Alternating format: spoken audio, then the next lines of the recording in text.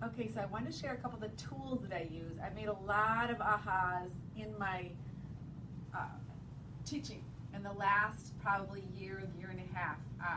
I've been reading a lot of the specialists, a lot of the people on trauma, and I'm looking at things through a trauma-informed lens now.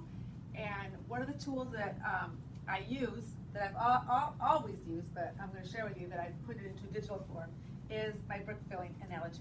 So I tell my students when they come in that each year they learn their state standards. Every single thing that they learn, their ABCs, their 1, 2, 3s in first grade, second grade, third grade, fourth grade, fifth grade. What I do is I find out what bricks they're missing. That's when they come to my class. I find out each quarter we take a test and we work. I use this coaching tool right here to stay on track. So these are the first grade tools, second grade bricks, third grade bricks, fourth grade bricks, and so forth until they finally get up to the top, which is graduation. And now I get to show my daughter's picture because she's getting ready to graduate. So I have this beautiful little graph that I had made, and I updated it with all the data about how much money you make. And I tell the students that you actually get to choose. Right now, the students are in 4th and 5th and 6th grade, but they get to choose the foundation that they're laying so that they can decide how much money they want to make. If they want to go for an associate's degree, a bachelor's degree, master's, or go to trade school, and this just gives them an idea. And of course, a lot of them, when they see this, are like, wow, I want to make some money. So I say it starts right now because we're going to build the bricks. So I explain to them, and I use this tool constantly. This is my coaching stay on track tool, and they really, really get this analogy. And so the start of the school is right here, for example, 5th grade, and they have to go all the way around and to the end of the year right here. Some of the kids are in the middle, some of the kids are at the beginning, some fall, and there's some of the gifted and talented kids that are way up. I have some cute little tips, and I explain to them that everybody gets hurdles and that it's their job to get over the hurdles, and I am the coach. The parents are the coach, mentors are a coach. When they get into the yellow zone, that means, woo, alert, alert, we got to get back on track. If they get to the red zone, then I coach them back on. They have to have a consequence. But this is a great visual. So right in the middle of the day, when they're not paying attention, I'm saying, right now, we got to get back on track.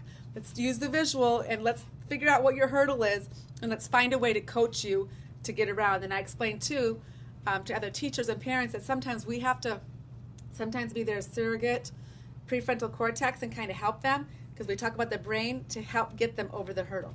So that's the coaching. Then I have this particular visual, which talks about my choose the high road, and I coach them and I tell them that when they're in the lower part of their brain, this is what Dr. Dan Siegel says. He talks about this is fight, flight, or freeze, and they need to get out of that brain state and into a higher level where they learn to shift up and self-calm themselves. And I give them tips and techniques to get over, and it's juggling all of those executive functions, which we now know that we can coach. There's lots of books, lots of great tips on how to do this, but this is a great little handy dandy.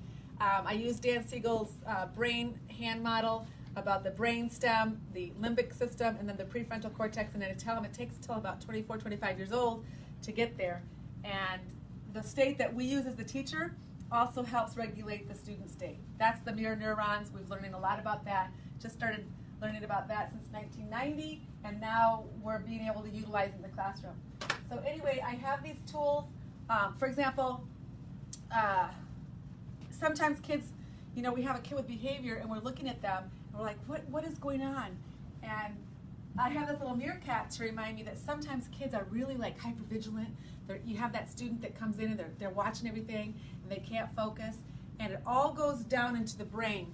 And now we understand what's happening. If kids that have had trauma, kids who have had a high ACE score, which I have this little handy, Dr. Nadine Burke-Harris has this beautiful TED Talk that talks about all the high ACEs score, which we now know the higher your score, the harder it is in school. And those are the kids that are having the hard times getting over the hurdle.